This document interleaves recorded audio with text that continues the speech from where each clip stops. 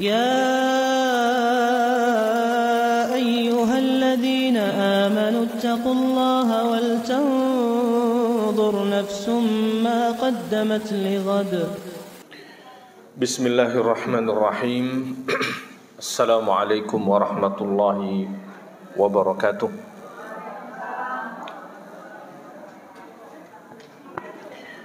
Alhamdulillah wassalatu wassalamu ala rasulillah wa ala alihi wa ashabihi wa man tabi'a hudah ila yaumil qiyamah. Ashhadu an la ilaha illallah wahdahu la syarika lah wa ashhadu anna muhammadan abduhu wa rasuluhu la nabiyya ba'dah. Qala Allah ta'ala fi kitabihil karim, ya ayyuhalladzina amanu taqullaha haqqa tuqatihi wa la tamutunna illa wa antum muslimun. Wa qala ya ayyuhan nasu taqu rabbakumul ladzi khalaqakum min nafsin wahidah wa khalaqa minha zawjaha wa batha minhuma rijalan katsiran wa nisaa'a wattaqullaha alladzi tasaaluna bihi wal arham innallaha kana 'alaykum raqiba. Wa qala ya ayyuhalladzina amanu taqullaha وقولوا قولا سديدا يصلح لكم أعمالكم ويغفر لكم ذنوبكم ومن يطع الله ورسوله فقد فاز فوزا عظيما. أما بعد فإن خير الحديث كتاب الله وخير الهدي هدي محمد صلى الله عليه وسلم وشر الأمور محدثاتها وكل محدثة بدعة وكل بدعة ضلالة وكل ضلالة في النار. Akhawat fillah rahimani wa rahimakunallahu jami'an. Alhamdulillah, segala pujian hanya milik Allah atas nikmat, rahmat, hidayah dan juga taufiknya. Pada kesempatan berbahagia di pagi hari yang cukup redup mendung menjelang siang, kita semua dalam keadaan sehat walafiat, dalam keadaan berkesempatan dan memiliki waktu luang untuk senantiasa kita dapat menjalankan perintah, meninggalkan berbagai bentuk larangan yang semoga dengan karunia tersebut Allah Subhanahu wa taala menjadikan kita tetap senantiasa istiqomah, teguh di atas sunnah nabinya dan diwafatkan kelak di atas agamanya insyaallah taala. Amin. Salawat dan juga salam senantiasa tercurah bagi Nabi yang mulia salawatullahi wasalamuhu alaih beserta keluarga, sahabat dan umatnya yang komitmen dengan sunnah beliau hingga kiamat kelak. Para hadirat, akhawat fillah rahimani wa rahimakunallahu jami'an. Kita senantiasa bersyukur kepada Allah atas segala bentuk karunia, di antaranya adalah kesempatan dan umur yang tentu ibu-ibu yang semoga dimuliakan Allah, kenikmatan itu kita gunakan di atas ketaatan, menjalankan perintah dan meninggalkan larangan Allah Subhanahu wa taala. Hari ini kita berada di awal tahun. Setelah bergantinya tahun pada beberapa waktu yang lalu, kita menyongsong tahun yang baru, mudah-mudahan juga dengan semangat yang baru. Tentu bagi seorang mukmin, ibu-ibu yang semoga dimuliakan Allah, bagi seorang mukmin dan mukminah, tentu tidak ada alasan yang logis, apalagi alasan yang ideologis. Begitu bergantinya tahun, dia bersuka cita atau bahkan merayakannya. Bagi seorang mukmin dan mukminah, tidak ada alasan yang logis, apalagi yang ideologis. Dia bersuka cita atau bahkan merayakan bergantinya tahun atau berulangnya tahun. Berulang tahun, tahu maksudnya apa, Bu? Ya ulang tahun maksudnya. Berganti tahun atau berulang tahun. Sekali lagi saya garis bawahi, tidak ada alasan yang logis, enggak logik, di luar nurul. Di luar nalar maksudnya, Bu. Di luar nalar, seorang mukmin ataupun mukminah bersuka cita atau bahkan merayakannya. Justru bagi seorang mukmin dan mukminah bukan bersuka cita, Bu, tapi berduka cita.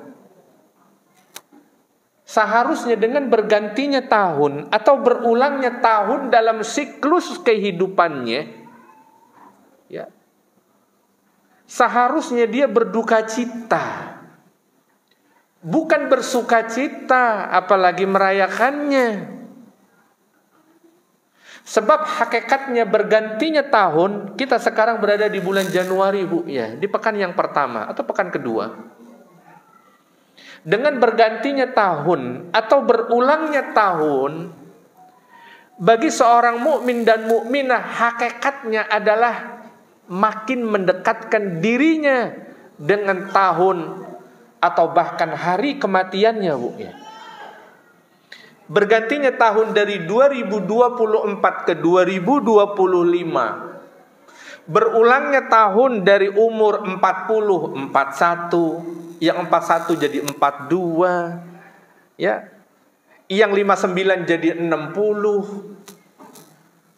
Hakikatnya itu semua menjauhkan kita dari hari kematian atau mendekatkan kita dengan hari kematian, Bu. Jawab secara logis, Bu, ya. Jawab secara logis. Dengan bertambahnya umur, bertambahnya masa kehidupan atau berkurangnya masa kehidupan, Bu? Jawab dengan logis, Bu, ya. Itulah hakikatnya. Dengan bergantinya tahun 2024 atau berulangnya tahun 41 jadi 42, 59 jadi umurnya 60. Hakikatnya ada yang kurang atau ada yang bertambah dalam kehidupan kita, Bu? Maka jawaban yang logis adalah ada yang berkurang dari kehidupan kita.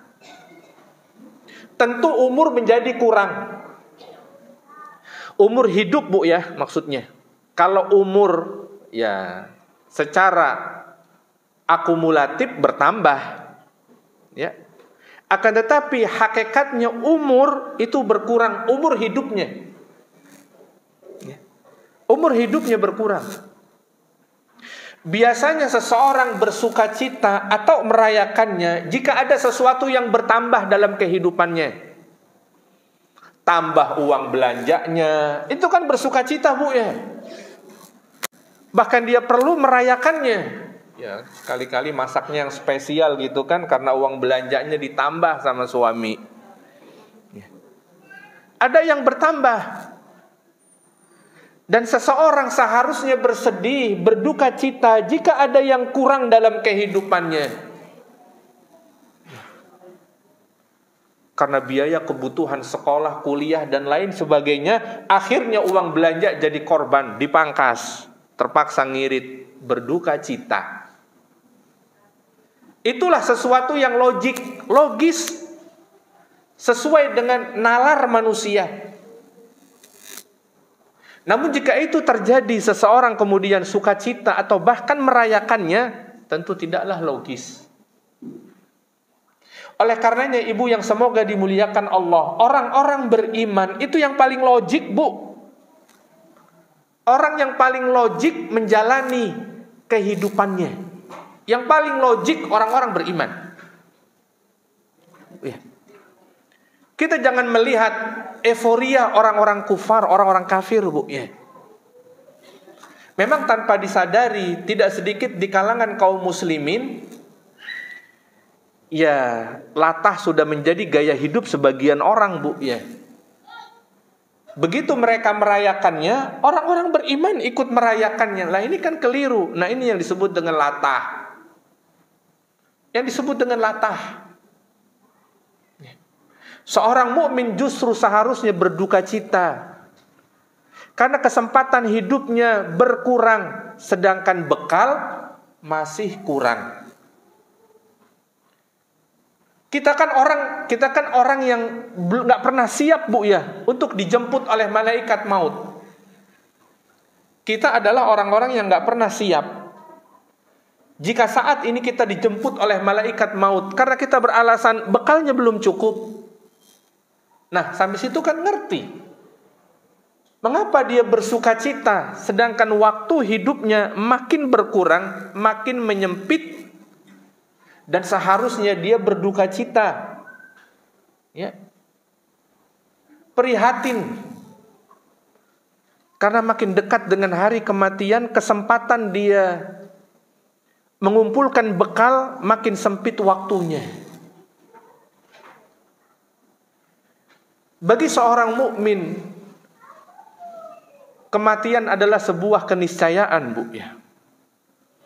Adalah sebuah kepastian. Jangankan orang-orang jahat, orang-orang baik juga mengalami kematian kok.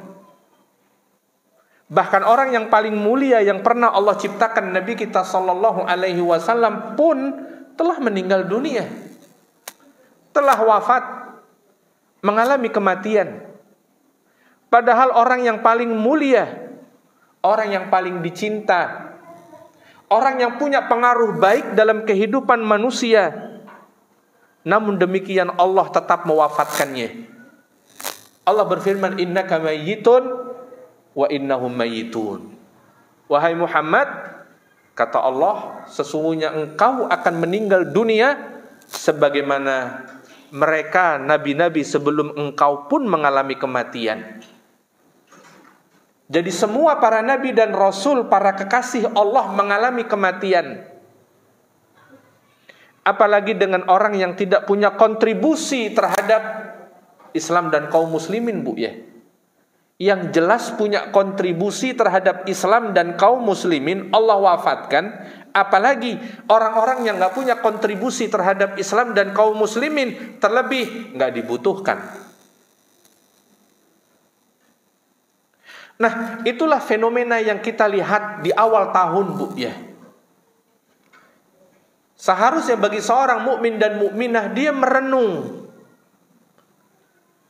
dan prihatin atas kehidupannya yang makin dekat dengan hari kematiannya, ketimbang mereka bersuka cita dan merayakan sebagaimana orang-orang kafir merayakannya. Ingat, ada satu bentuk ibadah yang paling agung, Bu, yaitu menyelisihi orang-orang kafir, adalah ibadah yang paling agung. Kata Nabi, man tashabbaha biqaumin fahuwa minhum. Barang siapa yang menyerupai suatu kaum, maka dia bagian darinya. Artinya apa? Bahwa menyelisihi kebiasaan orang-orang kafir adalah ibadah, Bu, ya. Adalah ibadah. Menyelisihi orang-orang kafir adalah ibadah. Jangan dianggap ini sebuah perbuatan amal biasa. Enggak, itu ibadah yang sangat utama. Menyelisihi orang-orang kafir. Apakah dengan tahun barunya? Apakah dengan ulang tahunnya? Bu, Nabi kita sallallahu alaihi wasallam kita sepakat adalah teladan terbaik. Sepakat, Bu? Sepakat. Kalau sepakat, Nabi kita sallallahu alaihi wasallam justru menampakkan diri pada kita semua dalam kehidupannya, menganggap bergantinya tahun gak ada bedanya dengan bergantinya hari, Bu, ya. Sama aja. Bergantinya tahun dengan bergantinya bulan, bergantinya pekan, bergantinya hari, sama aja. Nggak ada yang istimewa. Yang istimewa adalah ketika setiap orang terus memperbaiki amalnya. Setiap hari dia memperbaikinya. Pekan ini jauh lebih baik dari pekan sebelumnya. Bulan ini jauh lebih baik dari bulan sebelumnya. Tahun ini jauh lebih baik keislamannya, keimanan, ketaatannya ketimbang tahun sebelumnya. Itulah yang istimewa, Bu. Adapun siklus bergantinya waktu, Hari demi hari, pekan demi pekan, bulan demi bulan demi bulan, tahun demi tahun. Nggak ada yang istimewa dengan bergantinya waktu. Sebab itu pasti terjadi. Sebab itu pasti bergulir. Itulah teladan Nabi kita Shallallahu Alaihi Wasallam. Sehingga Nabi tidak pernah merayakan bergantinya tahun, apakah Hijriyah, apalagi Masehi, Bu ya.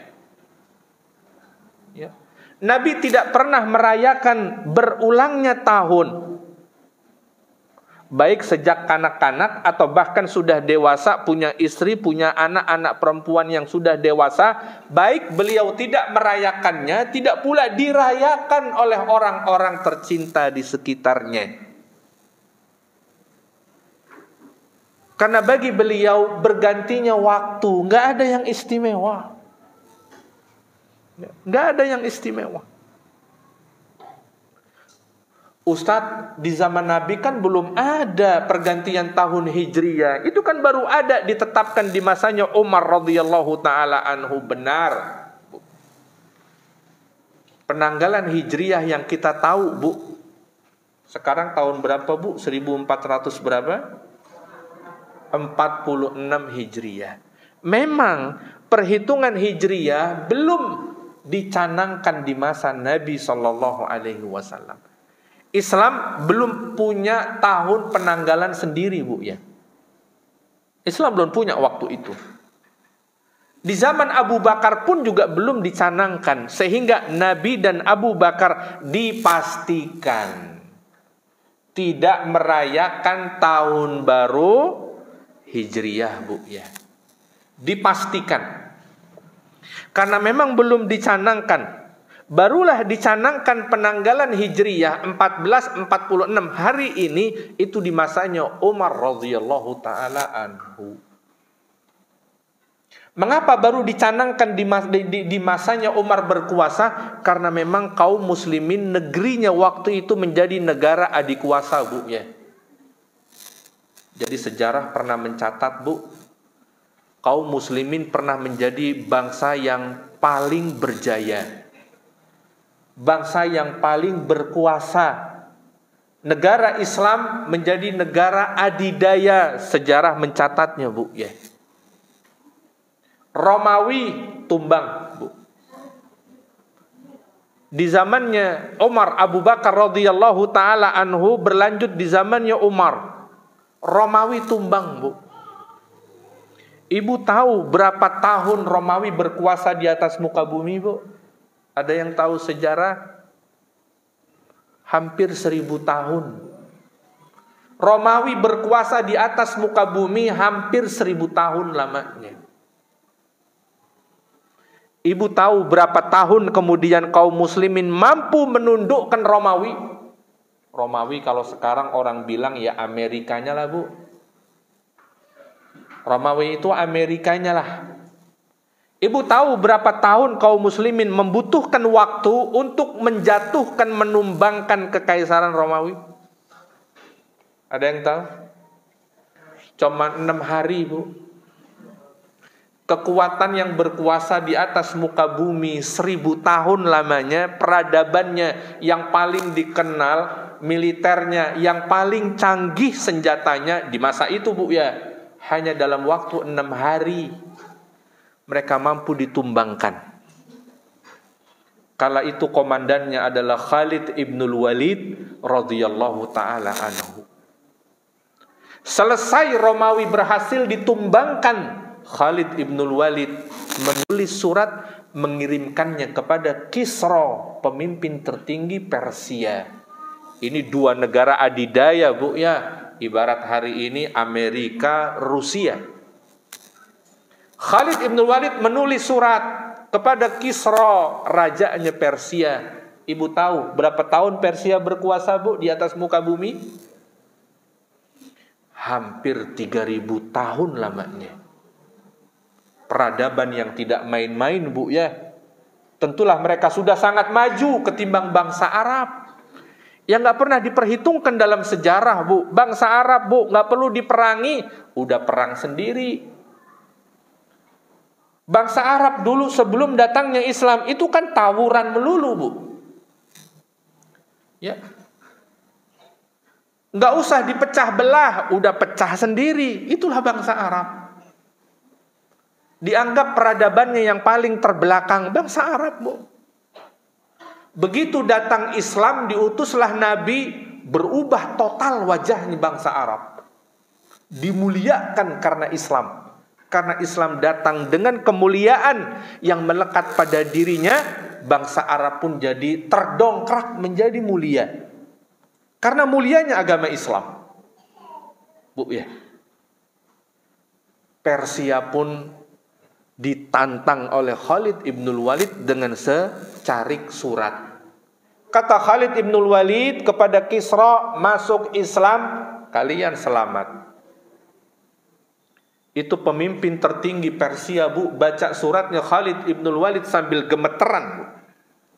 Sambil gemeteran dia. Maka akhirnya dia mengirim surat meminta bala bantuan kepada Kaisar Cina. Kisra ngirim surat ke Kaisar Cina. Jauh, Bu, Cina. Kaisar Cina membaca surat dan membalas suratnya Kisra. Saya tidak punya daya dan kuasa, kata Kaisar Cina. Ya. Kata Kaisar Cina, ini orang yang kalau seandainya agamanya memerintahkan, kata Kaisar Cina, saya nggak bisa kasih bantuan. Saya nggak punya daya dan upaya, kekuatan nggak ada, kata Kaisar Cina. Padahal negara besar, Bu ya. Kata Kaisar Cina, ini manusia, kaum muslimin, orang-orang yang kalau diperintahkan agamanya untuk mencongkel gunung, dicongkel tuh gunung. Kita mau lawan gimana? Apa yang bisa kita perbuat dengan orang-orang semacam ini? Begitulah isi suratnya Khalid ibnul Walid kepada Kisra. Kata Khalid ibnul Walid, masuk Islam kalian selamat. Jika tidak, saya akan kirimkan orang-orang yang mencintai kematian seperti kalian mencintai kehidupan. Bu, kalau udah begitu apa yang bisa diperbuat, Bu? Orang-orang Islam tuh sejak dulu kalau berperang, Bu, para sahabat, yang dicari bukan kehidupan atau harta rampasan perang, tapi yang dicari kematian. Apa yang bisa diperbuat oleh musuh kalau yang dihadapi adalah orang-orang yang memang mencintai kematian? Mereka berusaha menjaga sebisa mungkin selamat, nggak mati dalam peperangan, Bu ya. Ini orang Islam berperang kok mati yang dicari. Ya.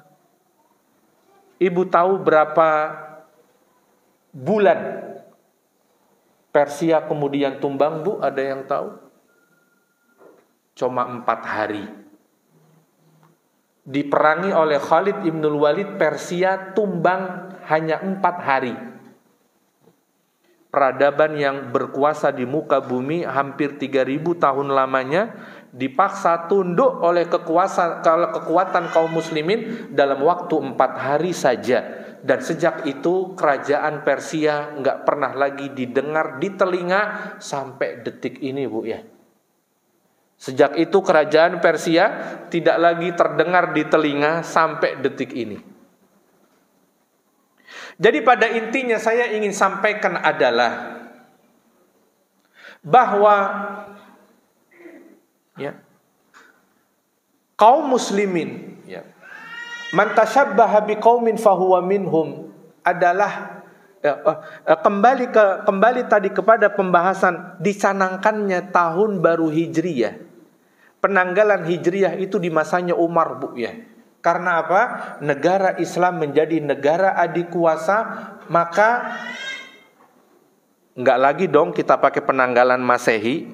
Masa kita negara adikuasa masih ikut penanggalan Masehi? Maka Umar membuat kebijakan kita harus punya penanggalan sendiri. Ya. Mereka yang harus ikut kita karena kita negara adikuasa. Begitulah hukum yang berlaku, Bu ya. Maka dicanangkanlah penanggalan Hijriyah yang dihitung dari hijrahnya Nabi ke kota Madinah. Hijrah Nabi kota Madinah dihitung sejak itu. Nah, sehingga hari ini 1446 Hijriah, maksudnya 1446 tahun yang lalu Nabi hijrah. Jadi baru kapan dicanangkan tahun Hijriah, Bu? Di masanya Umar radhiyallahu taala anhu. Pertanyaannya, apakah Umar merayakan tahun baru Hijriah? Ternyata sejarah tidak mencatatnya. Padahal beliau yang mencanangkannya, Bu. Bergantilah Utsman ibnu Affan. Apakah kemudian Utsman juga merayakan hari pergantian tahun Hijriah? Ternyata sejarah juga tidak mencatatnya. Bergantilah Ali bin Abi Thalib radhiyallahu taala anhu dan para pemimpin setelahnya. Ada Hasan ibn Ali, ada Muawiyah, ada Yazid, dan kepemimpinan kaum muslimin. Apakah mereka merayakan bergantinya tahun Hijriah? Boro-boro Masehi, Bu ya. Pertanyaan kita Hijriah nih yang Islam. Apakah mereka merayakannya? Ternyata sejarah tidak mencatatnya. Mengapa demikian? Sebab mereka meneladani nabinya, bahwasannya tidak ada yang istimewa dengan bergantinya waktu. Apakah bergantinya tahun? Apakah bergantinya hari? Nggak ada yang istimewa. Sama aja. Apakah ada hari ini setiap hari dia merayakan bergantinya hari? Nggak ada. Nggak ada orang yang merayakan dengan bergantinya hari. Tekor, Bu ya, sebulan 30 hari dia merayakan 30 kali. Beli kue tar 30 kali sebulan. Gula darahnya naik, Bu ya. Langsung kena gula tuh. Setiap hari dia merayakan bergantinya hari, tentulah tidak logis. Tentulah tidak sesuai dengan nalar manusia. Oleh karena saya katakan di awal bahwa orang-orang beriman itu yang paling logik hidupnya. Orang yang paling logik. Orang-orang beriman memiliki keyakinan bahwa kehidupannya hari ini hanyalah sementara. Kehidupannya hari ini adalah waktu di mana dia mempersiapkan untuk kehidupan yang abadi. Untuk kehidupan yang abadi, Bu, yang sementara ini digunakan untuk mempersiapkan yang abadi. Meski sementara, Bu ya. Kita hidup ini kan sementara, Bu ya. Lama atau sebentar, Bu? Sebentar. Adapun kehidupan akhirat sementara atau abadi?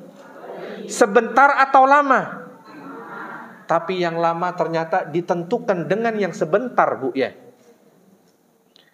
Kehidupan yang lama, kehidupan yang abadi ternyata ditentukan oleh kehidupan yang sementara dan sebentar, Bu ya. Ini yang kadang manusia lalai, Bu ya. Ternyata waktu yang sementara ini dan yang sebentar tidak dia gunakan sebaik-baiknya, sehingga kehidupannya yang abadi dan selama-lamanya jadi korban, Bu ya. Jadi korban. Kita ini kan hidup antara 60-70 tahun, sedangkan kehidupan akhirat abadi selama-lamanya. Satu harinya setara dengan 1000 tahun, Bu. Ya, satu harinya setara dengan 1000 tahun. 1 jamnya itu udah berapa puluh tahun, Bu. Itu kehidupan di akhirat, tapi ditentukan oleh kehidupan kita yang sebentar ini, Bu ya. Kalau kehidupan kita yang sebentar kita gunakan secara optimal, kita akan mendapatkan kehidupan yang bahagia dalam kehidupan yang abadi. Ya. Begitulah dahulu para pemimpin terdahulu kita tidak pernah merayakan bergantinya tahun Hijriyah, bahkan apalagi yang Miladiyah, yang Masehi. Ustadz, itu bagaimana? Kok hari ini kok dirayakan bergantinya tahun Hijriyah? Nah, itu kan lagi, Bu ya. Di situ pentingnya kita memilih teladan yang terbaik. Nggak cukup yang baik doang, Bu, yang terbaik. Teladan yang terbaik. Dalam sejarah tidak pernah dicatat para pendahulu kita merayakannya. Bu, kalaulah di sana ada unsur kebaikan dengan merayakan bergantinya tahun, jika ada, saya katakan, jika ada unsur kebaikan, Bu, apa sih kita yang nggak diduluin sama sahabat hari ini, Bu, dari kebaikan? Ada kebaikan yang kita tidak didahului oleh para sahabat? Ada kebaikan yang kita sebagai pelopornya? Tidak ada kebaikan hari ini yang kita kerjakan kecuali sudah diduluin sama sahabat. Ya, udah diduluin sama sahabat. Jadi kalaulah seandainya ada kebaikan di balik perayaan bergantinya tahun Hijriyah, maka tentulah kita sudah diduluin sama sahabat, Bu. Ya. Sahabat ini orang yang paling jeli melihat peluang kebaikan. Ya, orang yang paling jeli melihat peluang kebaikan. Sahabat tuh gatel, Bu, ya. Ada kebaikan nggak dia kerjakan. Ya. Ada kebaikan yang tidak mereka kerjakan, nggak bisa mereka melihat ada potensi kebaikan, tidak mereka lakukan, Bu. Bu, ya. Begitulah keadaannya. Ya. Jadi boro-boro bergantinya tahun Masehi, Bu, ya. Yang Hijriah aja kagak dirayain. Boro-boro mereka merayakan bertambahnya usia umur ulang tahun. Ya. Kurang apa coba Nabi SAW, orang-orang yang mencintai di sekelilingnya, Bu. Orang-orang yang mencintai beliau di sekelilingnya kurang apa? Tidak ada satupun ucapan selamat ulang tahun begitu Nabi ulang tahun tuh. Padahal orang-orang yang mencintai beliau begitu banyak di sekelilingnya. Karena begitulah Islam punya tradisi yang lain. Tradisi itu adalah tradisi orang-orang kafir, dan menyelisihi orang-orang kafir adalah ibadah yang begitu mulia. Ibadah yang begitu mulia. Akhwat fillah rahimani wa rahimakunallahu jami'an. Kembali, bagi seorang mukmin dan mukminah, maka seharusnya prihatin dengan bergantinya tahun. Prihatin yang mendorong dirinya untuk mempertebal keimanan dan ketakwaannya, keilmuannya, itu yang harus dipertebal. Mengingat, Bu, tantangan ke depan jauh lebih besar, jauh lebih berat ketimbang tahun yang sudah lewat. Tantangan, Bu, ya. Kata Nabi SAW dalam hadisnya, la ya'ti alaikum zaman illa alladhi ba'dahu syarrum min. Kata Nabi, tidaklah datang setiap waktu, tidaklah datang satu waktu kecuali apa yang sudah lewat, apa yang hari ini jauh lebih buruk daripada apa yang sudah lewat. Kata Nabi, tidaklah datang pada kalian satu waktu, apakah hari, pekan, bulan, tahun, ya, kecuali hari itu lebih buruk daripada hari sebelumnya. Artinya ke depan makin menantang ketimbang tahun yang sudah lewat, Bu, ya. Ke depan makin menantang ketimbang tahun yang sudah lewat. Itu isyarat peringatan dari Nabi SAW. Tentulah Nabi tidak berbicara tentang tantangan global ke depan perekonomian. Oh, bukan, Bu, ya. Bukan tentang perekonomian global yang makin tidak menentu, terjadi peperangan di mana-mana, berpengaruh kepada harga komoditas barang dunia sehingga harga minyak naik, harga minyak komoditas naik. Bukan itu yang dimaksud Nabi, Bu, ya. Bukan tantangan ekonomi global. Bukan tantangan politik global, bukan. Akan tetapi tantangan terhadap keimanan, ketakwaan, keilmuan, ya, kaum muslimin.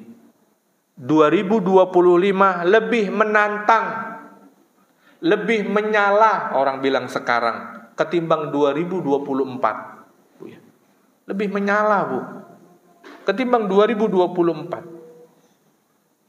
Begitulah kata Nabi SAW. Oleh karenanya yang penting bagi kita setiap bergantinya waktu, apakah tahun, ya mempersiapkan diri. Karena tantangan ke depan lebih berat. Bu, kemaksiatan hari ini sama nggak dengan kemaksiatan 30 tahun yang lalu? Jauh berbeda. Lebih mengerikan kemaksiatan hari ini ketimbang 30 tahun yang lalu tuh. Itu yang dimaksud dalam hadis, Bu. Kemungkaran hari ini sama nggak dengan kemungkaran yang terjadi 30 tahun yang lalu? Berbeda. Ya, berbeda. Tantangan orang tua mendidik anak hari ini sama nggak dengan tantangan orang tua 30 tahun yang lalu sebelum ada HP, Bu? Makin berat, ya Allah. Ya, HP ini makin berat. Tantangan orang tua hari ini mendidik anaknya. Kejar-kejaran sama HP, Bu ya.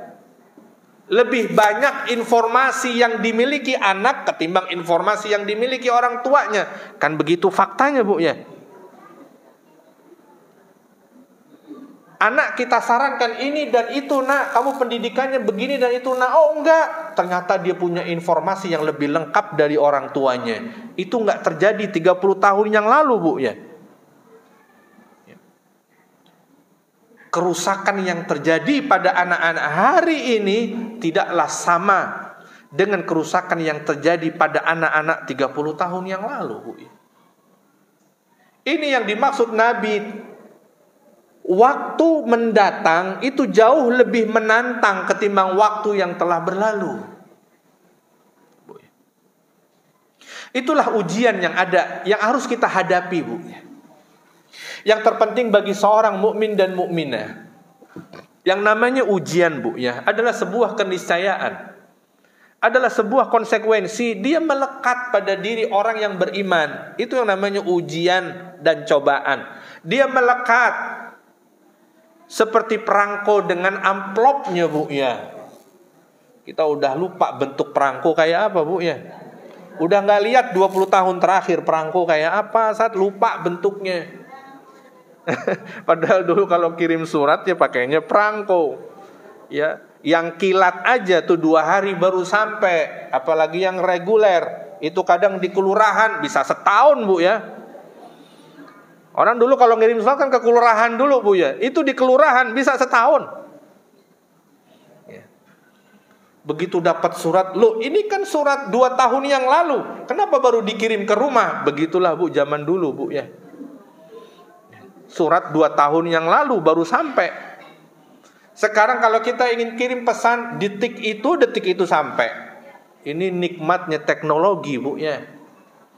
Tapi di balik itu ada cobaan, tantangan yang begitu besar. Di balik nikmatnya teknologi. Begitulah ujian, cobaan, musibah.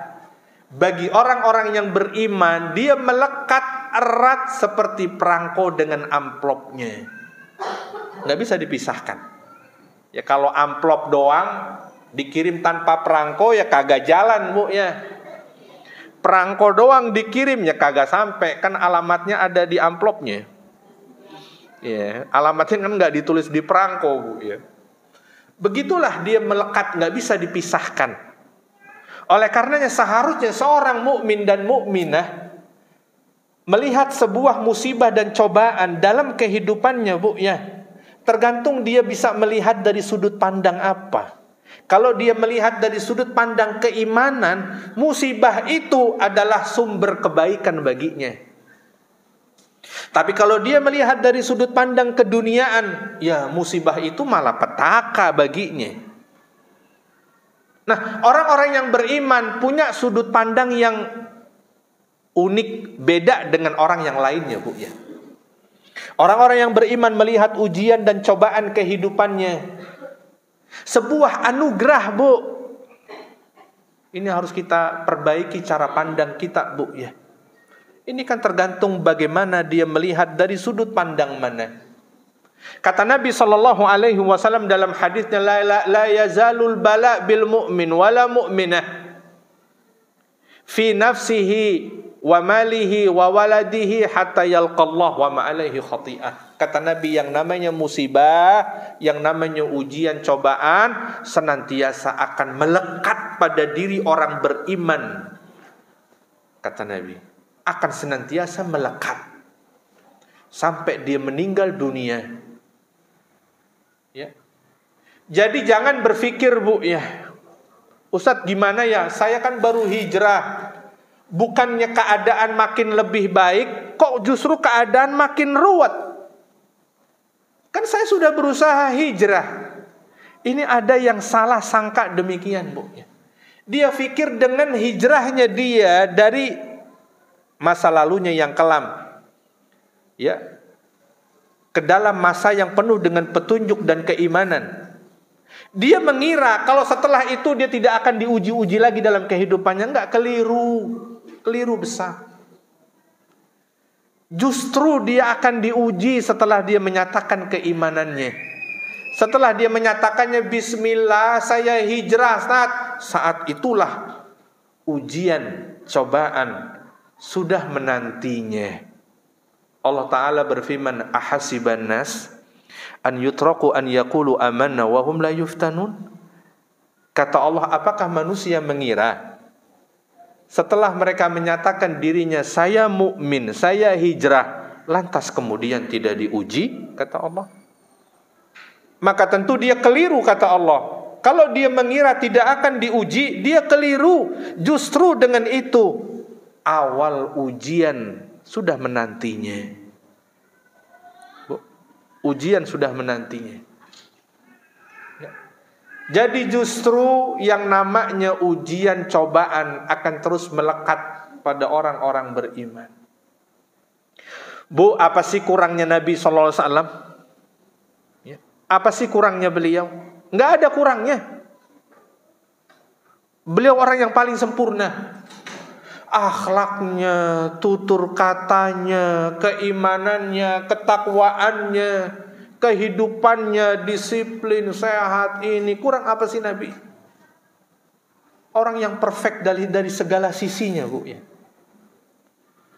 Keimanannya, kesabarannya, keteguhannya, perfect, sudah sempurna. Apakah Nabi SAW tidak diuji oleh Allah? Bu, Nabi itu kalau sholat malam sampai kakinya pecah-pecah, Bu. Bagaimana tidak pecah? Satu rakaatnya Nabi membaca Al-Baqarah, Ali Imran, An-Nisa. Satu rakaat sholat malam beliau, Bu. Bagaimana tidak pecah kaki beliau? Ya wajar kalau kaki kita nggak pernah pecah. Kan kita witirnya cuma 3 rakaat, itu juga mepet-mepet. Yang dibaca juga surat-surat pendek. Gimana pernah mau pecah kaki? Ya nggak bakal pecah. Perasaan saya sholat malam sudah puluhan tahun, saat kok nggak pecah-pecah? Nabi pecah. Lah kita kan sholat cuma 3 rakaat, Bu. Ya, itu udah bagus kalau konsisten tuh. Itu pun bacanya surat-surat pendek. Gimana mau bengkak-bengkak kayak Nabi? Nabi berdirinya 3-4 jam, Bu, rakaat pertama doang. Lah kalau Al-Baqarah, Ali Imran, An-Nisa, Ibu kalau baca di rumah 3 surat ini, Bu, habis berapa jam? Kalau agak belepotan mah bisa 4-5 jam kali, Bu, ya. Begitulah ibadahnya Nabi. Namun dengan itu apakah Nabi tidak diuji? Nabi diuji, Bu. Nabi diuji, dituduh, disebar hoax, isu kalau istrinya Aisyah selingkuh sama laki-laki lain. Hancur gak tuh, Bu, hati seorang suami? Kita aja yang bukan siapa-siapa, Bu, disebar di WA grup RT, WA grup perumahan. Kalau kita punya istri selingkuh sama tukang sayur, Bu, hancur gak tuh hatinya suami? Enggak. Dituduh selingkuh sama tukang sayur keliling. Ini Nabi, Bu, pemimpin kaum muslimin, seorang Nabi, teladan umat manusia pada saat itu. Coba, dengan segala kemuliaan yang melekat pada diri Nabi SAW, disebarkan isu kalau istrinya serong. Itu ujian rumah tangganya Nabi, Bu. Rumah tangganya diuji. Coba. Belum dengan ujian kaumnya, belum dengan ujian umatnya. Sedang bagi-bagi harta rampasan perang. Ya namanya Nabi kan orang yang paling adil, Bu, ya. Masa ada sih yang lebih adil dari Rasulullah SAW? Begitu sedang bagi-bagikan harta ghanimah, ada yang nyeletuk, ya Rasulullah adil dong. Antum kagak adil baginya. Kan itu nyakitin banget, Bu ya. Sehingga Nabi mengatakan, kalau saya tidak adil, lantas siapa yang bisa berbuat adil? Lah nabinya kan saya. Utusan Allah kan saya. Kalau saya tidak adil, lantas siapa yang bisa adil? Abdullah bin Ubay bin Salul, Ubay ibnu Khalaf, Abu Jahal, Abu Lahab. Apakah mereka yang akan berbuat adil? Sakit hatinya Nabi SAW, Bu. Sampai sahabat yang mendengar omongan tuh orang naik darah, Bu ya. Sampai ke ubun-ubun. Umar gak sabar dengarnya. Dia berkata, ya Rasulullah, izinkan saya potong lehernya. Saya potong tuh orang. Gak tahan saya dengarnya, kata Umar. Orang yang di sebelahnya aja gak tahan dengarnya, Bu. Itulah ujiannya Rasulullah. Artinya bukan berarti Nabi sudah demikian perfectnya, nggak ada ujian dalam kehidupan, terus diuji, Bu ya. Ini maksudnya pelajaran bagi kita. Terkadang sebagian orang bertanya, Ustadz kok saya setelah hijrah kok makin banyak sih ujiannya? Lah itulah yang namanya konsekuensi. Saya udah berusaha beriman, Ustadz, sholat malam nggak pernah ditinggalkan, apalagi yang sholat 5 waktu. Ikut kajian di Istiqomahnya kagak pernah absen. Tapi kok ada aja ujian dalam rumah tangga. Bahkan ini belum kelar udah nambah lagi. Gimana yang satu mau kelar? Belum kelar udah nambah masalah yang lain. Makanya kata Nabi, bagi mukmin dan mukminah itu yang namanya ujian, cobaan akan terus melekat erat, Bu ya. Apakah dia diuji dengan dirinya, sakit yang menahun, kagak kunjung sembuh. Diuji dengan suaminya, diuji dengan anak-anaknya, diuji dengan hartanya yang tidak mencukupinya, sebagaimana tetangga di sebelah yang kelihatan kok cukup terus hartanya. Diuji dia terus dengan semacam itu. Sampai nanti dia berjumpa dengan Allah, dia tidak membawa kesalahan apapun, Bu ya. Artinya apa? Ujian-ujian itu adalah proses pembersihan dosa.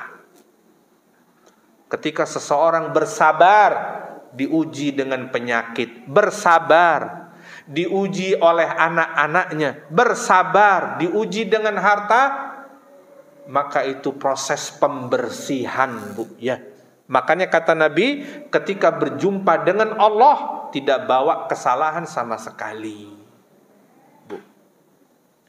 Pembersihan dosa tuh ada 3 tempatnya, Bu.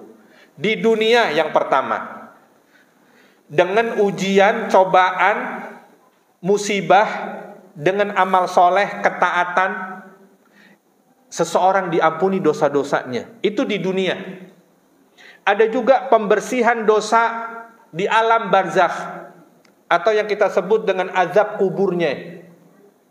Ada pembersihan dosa di alam akhirat yang kita kenal dengan istilah azab neraka jahanamnya. Bu, milih dibersihkan di dunia, di azab kubur, atau azab neraka jahanam, Bu?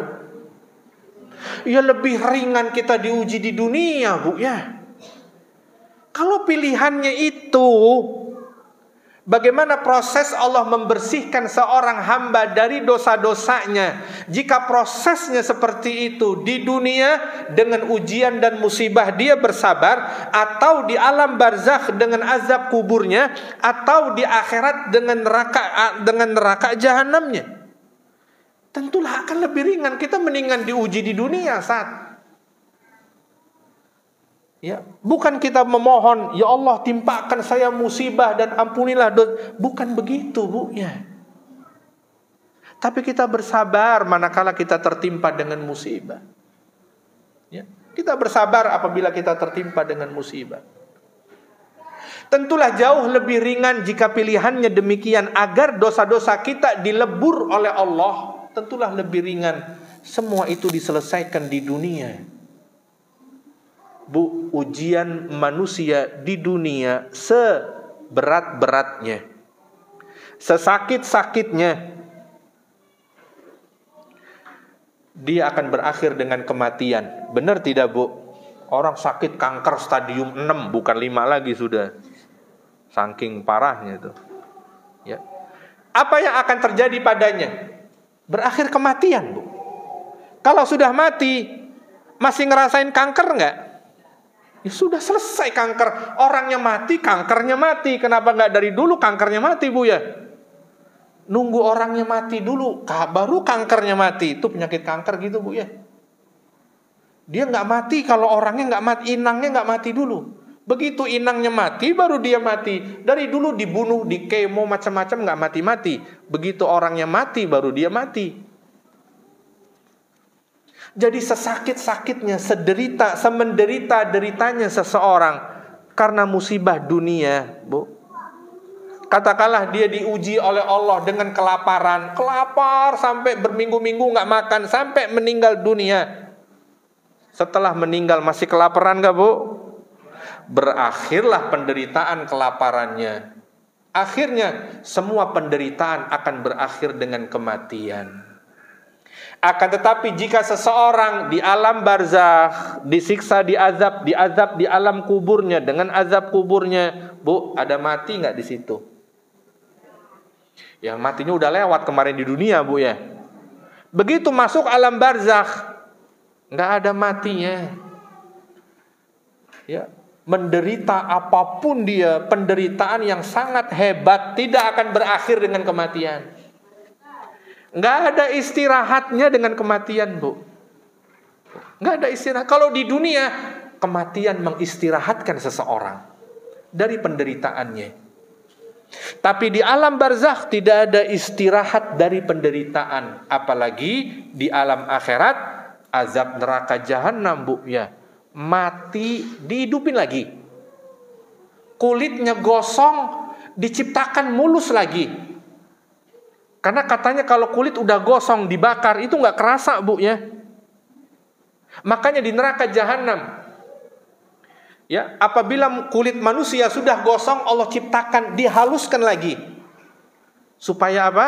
Dia merasakan pedihnya azab. Karena kalau udah gosong, katanya dibakar juga nggak kerasa, Bu ya. Karena sudah mati saraf-sarafnya. Maka apa yang Allah lakukan? Begitu seseorang gosong, Allah ciptakan kulitnya seperti semula, agar terus dia merasakan azab Allah subhanahu wa ta'ala. Dan itu tidak ada akhir dengan kematian.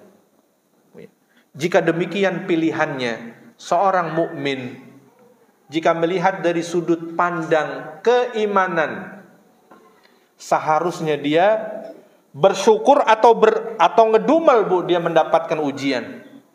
Bersyukur. Seharusnya bersyukur. Ya. Makanya Nabi kalau sakit, Bu, apa yang Nabi ucapkan? Kalau Nabi sakit, alhamdulillah ala kulli hal. Coba, Nabi kalau sakit, yang beliau ucapkan alhamdulillah. Bukan cuman kalau dapat ya uang belanja doang bilang alhamdulillah, Bu. Lagi sakit Nabi bilang alhamdulillahi ala kulli hal. Segala pujian bagi Allah, ya, atas setiap keadaan, kata Nabi SAW. Karena beliau menyadari sakitnya beliau, sakitnya kita, jika sabar menggugurkan dosa. Disitulah kita sepatutnya bersyukur kepada Allah. Karena kalau kita nggak sakit, kita nggak ingat, Bu, bahwa sehat itu nikmat. Begitulah manusia. Dia tidak akan merasakan bahwa sehat itu nikmat kalau dia nggak sakit. Barulah dia merasakan betapa mahalnya sehat ketika dia sakit. Ya, ketika dia sakit. Jadi sakit itu nikmat anugerah dari Allah subhanahu wa ta'ala. Karena seorang mukmin jangankan sakit yang parah, dia tertusuk duri saja dan kemudian bersabar, Allah menggugurkan dosa-dosanya. Jadi akhwat fillah rahimani wa rahimakunallahu jami'an. Jadi yang sepatutnya kita lakukan dengan bergantinya tahun bagi orang-orang yang beriman adalah kita merenungkan diri kita untuk menghadapi kematian. Tentulah dengan kita menjaga batasan-batasan Allah, Bu, ya. Itu langkahnya. Langkah kita mempersiapkan diri menghadapi hari kematian. Karena setiap kita akan mengalami kematian. Nggak ada di antara kita yang akan hidup 1000 tahun. Ada? Nggak ada. Nggak akan ada yang akan hidup 1000 tahun lamanya. Kita semua hanya hakikatnya menunggu waktu giliran. Ada gilirannya yang cepat, ada gilirannya yang lambat. Dan itu dipastikan datang. Ya. Pada intinya adalah kita menjaga batasan-batasan Allah agar kita dimudahkan oleh Allah Subhanahu wa taala menghadapi tantangan keimanan, keagamaan, keilmuan kita ke depan. Kata Allah, kata Nabi SAW, ihfazillaha yahfazka. Jagalah Allah, Allah akan menjagamu, kata Allah, kata Nabi SAW. Yang dimaksud dengan menjaga Allah, kata Imam Ibn Rajab Al-Hambali rahimahullah, kita menjaga batasan-batasan Allah, Bu, ya. Kalau kita menjaga batasan-batasan Allah, menjaga syariat-syariat Allah, itu tegak minimal di rumah. Jangan di rumah juga nggak tegak tuh syariat. Ini teriak di pinggir jalan, tegakkan syariat, tegakkan syariat. Di rumah, yang dia punya otoritas di rumahnya sendiri, syariat nggak tegak. Anak nggak sholat, dibiarin. Anak perempuan nggak berjilbab, ya cuma diliatin. Itu yang namanya syariat nggak tegak, Bu, ya. Di rumah aja kagak tegak. Ini dia teriak-teriak di pinggir jalan sambil bawa baliho, tegakkan syariat, tegakkan syariat. Di rumahnya aja kagak tegak. Di rumahnya aja dia tidak mampu bekerja sama dengan suaminya. Suami tidak mampu bekerja sama dengan istrinya. Bagaimana syariat ini tegak minimal di rumahnya? Berlaku untuk semua anggota keluarga, berlaku untuk kepala rumah tangga, berlaku untuk ibu rumah tangga, berlaku untuk anak-anak, bahkan berlaku jika ada asisten rumah tangga di rumahnya, Bu, ya. Iya. Jangan asisten rumah tangga kerja udah masih muda, nggak nutup auratnya, nggak bener, Bu, ya. Nggak berjilbab, pakaian ala kadarnya. Ada suami kita di rumah, ya. Nggak bisa begitu, Bu, ya. Siapapun yang masuk ke dalam rumah kita, berlakulah ketentuan. Dan ketentuan yang berlaku adalah syariat. Ya, suruh pakai jilbab dia. Ya, kalau nggak mau, jangan kerja sama saya. Ya, dia masih bisa cari pekerja yang lain. Begitu yang namanya menegakkan syariat, Bu, ya. Karena dia kan butuh sama kita. Itulah kesempatan dia berdakwah. Kesempatan dia menegakkan syariat. Apa? Jilbab. Jilbab kan juga syariat, Bu, ya. Jadi kalau kita bicara syariat, bukan potong tangan doang, bukan hukum rajam doang, bukan hukum cambuk doang. Kalau kita bicara syariatnya, semua syariat agama. Pakai jilbab syariat, sholat syariat. Anak laki-lakinya sudah balik, subuh dengar azan nggak dibangunin, masih tidur, kesian. Biarinlah, nanti dia kaget kalau dibangunin. Bukan begitu, Bu, ya, dibangunin. Kok kaget dibangunin? Ya banguninnya aja yang pelan-pelan, jangan digebyur pakai air seember, pasti kaget. Ya. Dibangunin, tetap bangun, nak, sholat ke masjid, nak. Suaminya juga dibangunkan. Ya, kalau nggak mau, ya sudah urusannya dia, kan gitu. Dia akan bertanggung jawab terhadap perbuatannya. Itu yang namanya menegakkan syariat. Anak perempuannya, nak, nggak boleh keluar nggak pakai jilbab, nak, pakai jilbab. Harus menutup aurat. Jangan dibiarkan gitu saja. Ya. Nah, kata Nabi SAW, ihfazillah, jagalah Allah. Di situ maksudnya dijaga, Bu. Batasan-batasan itu dijaga. Syariat itu dijaga di rumahnya. Minimal deh. Maka Allah akan menjagamu, Bu.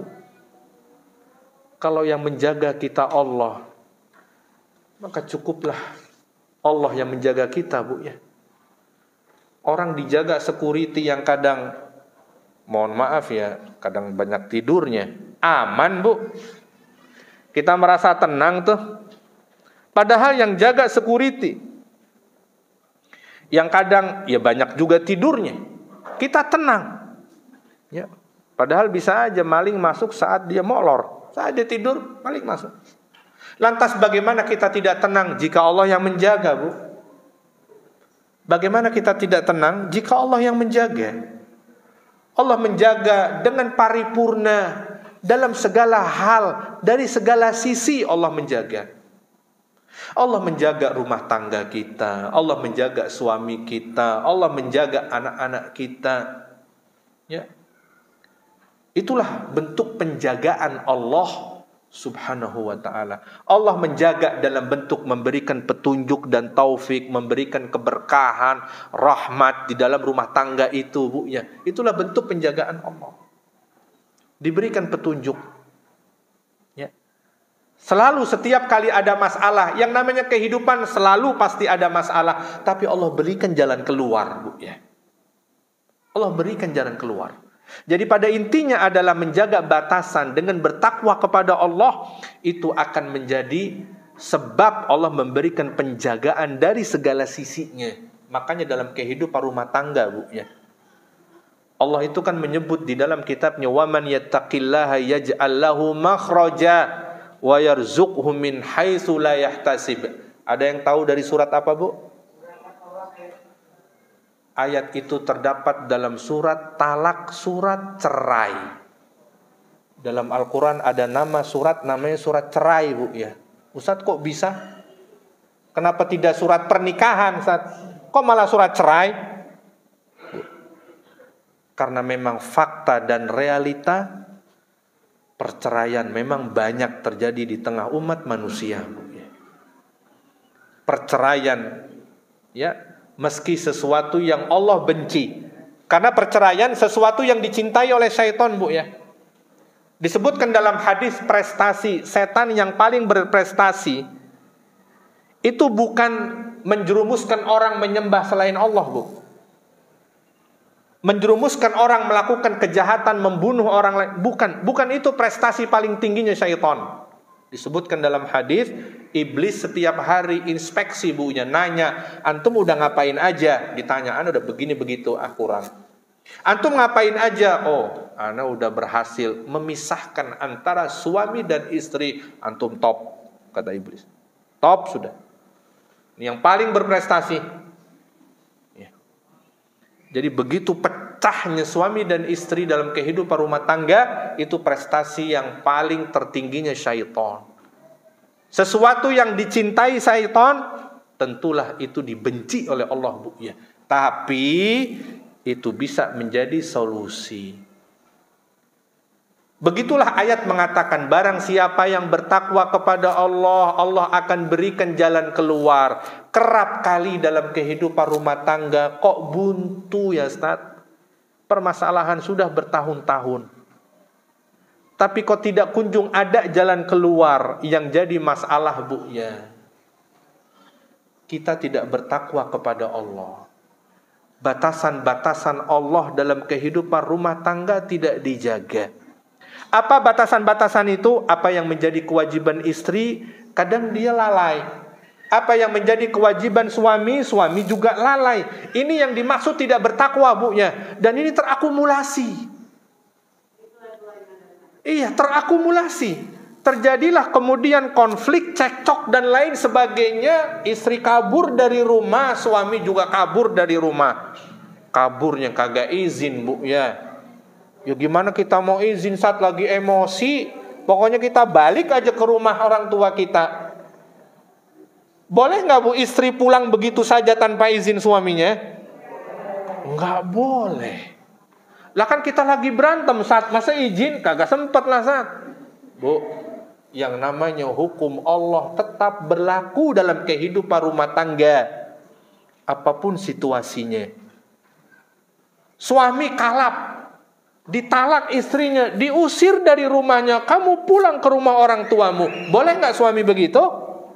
Nggak boleh, Bu. Karena dia masih istrinya. Meskipun sudah ditalak, tapi statusnya masih istri, bukan? Kan masih istri. Masa idahnya berapa, Bu? 3 kali haid. Artinya ada 3 bulan kurang lebih. Kan statusnya masih istri. Boleh nggak istri suruh keluar dari rumah? Kan kewajiban suami menafkahi rumah, sandang, pangan, papan, Bu ya. Boleh nggak dia mengeluarkan dari rumahnya? Nggak boleh. Itu melanggar hukum Allah, melanggar batasan Allah. Itu yang bikin tambah runyam, Bu ya.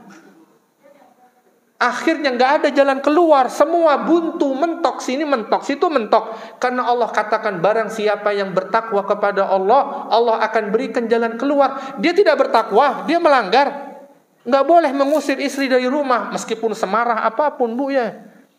Karena dia masih istrinya, dia wajib menafkahinya. Kecuali kalau dia sudah keluar dari masa iddah, dia sudah menikah dengan pria lain, ya bukan lagi istrinya, nggak perlu dia nafkahi. Nggak ada hak tinggal di rumahnya. Tapi kan di masa itu dia masih istrinya. Banyak nggak, Bu, terjadi perceraian, istri diusir dari rumah?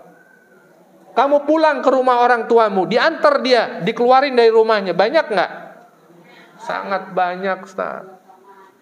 Makanya setelah itu, Bu, nggak ada penyelesaian, makin runyam, permasalahan makin tajam, jalan keluar makin menyempit. Karena apa? Suami melanggar batasan Allah. Sebaliknya ada juga istri yang kemudian saking dia meledak-ledaknya, dia kemasi barang-barangnya, dia kabur pulang ke rumah orang tuanya, nggak peduli suaminya. Itu pun nggak boleh, Bu ya. Jadi kalau terjadi pertengkaran, tetap berada di rumah masing-masing. Istri berhak mendapat nafkah dari suaminya, nggak boleh dikeluarkan, dan suami masih tetap wajib menafkahinya. Berada di rumah dengan harapan mereka berdua bisa memperbaiki hubungannya, bukan saling usir. Ini kan umum banget di tengah masyarakat kita, Bu. Kalau sudah terucap kalimat talak, cerai, itu biasanya ada yang diusir tuh salah satunya. Biasanya ada yang diusir tuh salah satunya. Dan itu pelanggaran dalam hukum syariat kehidupan rumah tangga. Ya, pelanggaran, nggak boleh. Istri nggak boleh pergi, atau dia disuruh pergi juga nggak boleh. Harus tetap berada, karena dia tetap suaminya.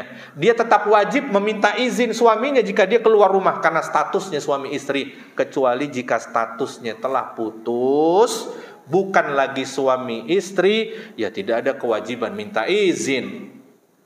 Ya, suami tidak ada kewajiban menafkahi, kan sudah putus. Kalaupun yang dinafkahi jika ada anak, ya anak-anaknya saja. Begitu, Bu ya, yang dimaksud dengan ihfazillaha yahfazka, ihfazillaha tajidhu tujahak. Pentingnya kita menjaga batasan-batasan Allah. Itu barangkali yang bisa disampaikan. Semoga bermanfaat. Wassallallahu ala nabiyyina Muhammadin wa ala alihi wa sahbihi wa baraka wa sallam. Jika ada pertanyaan silakan.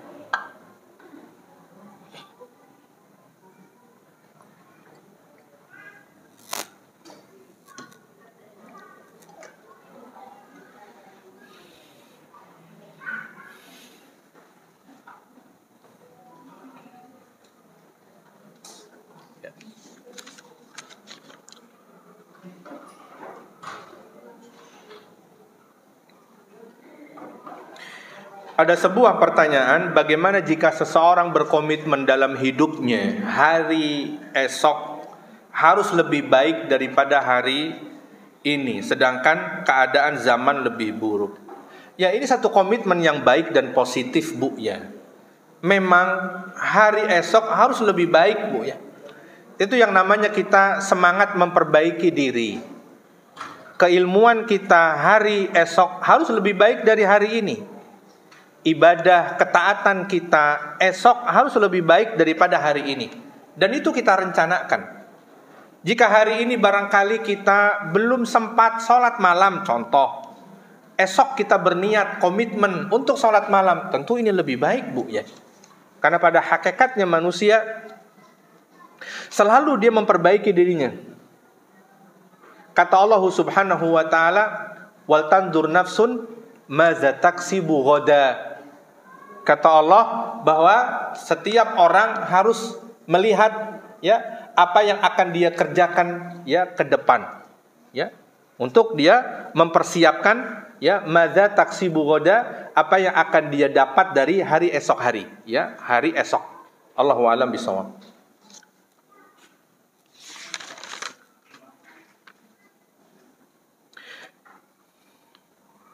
Jika istri mengajukan khulu, apakah kita masih wajib melayani? Ya. Ya, apakah kita masih wajib melayani khulu? Iya. Jadi khulu, Ibu, pertama prosesnya dia harus diputuskan oleh hakim. Dalam hal ini pengadilan agama, Bu, ya. Begitu diputuskan oleh hakim, maka pisahlah antara suami dan istri. Jadi ada masa-masa, Bu, ya. Kalau khulu itu harus ada keputusan dari hakim gugat cerai, Bu, ya. Karena tetap khulu juga ya tergantung dari suami. Kalau suami tidak menghendaki, maka tidak bisa khulu, Bu, ya. Tapi jika perempuan bersikeras karena akhlak suami yang buruk, tidak memperlakukannya dengan baik, tidak menghormatinya, atau bahkan sering merendahkannya, dia merasa tidak lagi mampu hidup bersama suaminya, meskipun suaminya enggan melepasnya, tetap ini bisa diangkat ke pengadilan agama, Bu, ya. Jadi hakim nanti yang memutuskan, hakim nanti yang memisahkan, ya. Jadi nggak bisa serta-merta suami, saya nggak mau kok melepasnya, maka tidak bisa dilepas, nggak begitu. Jika seorang istri sudah merasa nggak ada harapan untuk hidup bersamanya, maka dia bisa bawa ke pengadilan. Di pengadilan nanti kemudian diputuskan, dipisahkan oleh pengadilan, maka dibatalkan status pernikahan mereka, sehingga sang istri tidak lagi punya kewajiban untuk melayani suaminya. Ya, tidak lagi punya kewajiban untuk melayani suaminya, dan begitu pula sebaliknya. Allahu a'lam bishawab. Baik, saya pikir cukup, ya Ibu, tidak ada pertanyaan lagi. Mungkin kita akhiri. Subhanakallahumma wa bihamdika asyhadu an la ilaha illa anta astaghfiruka wa atubu ilaik. Assalamualaikum warahmatullahi wabarakatuh.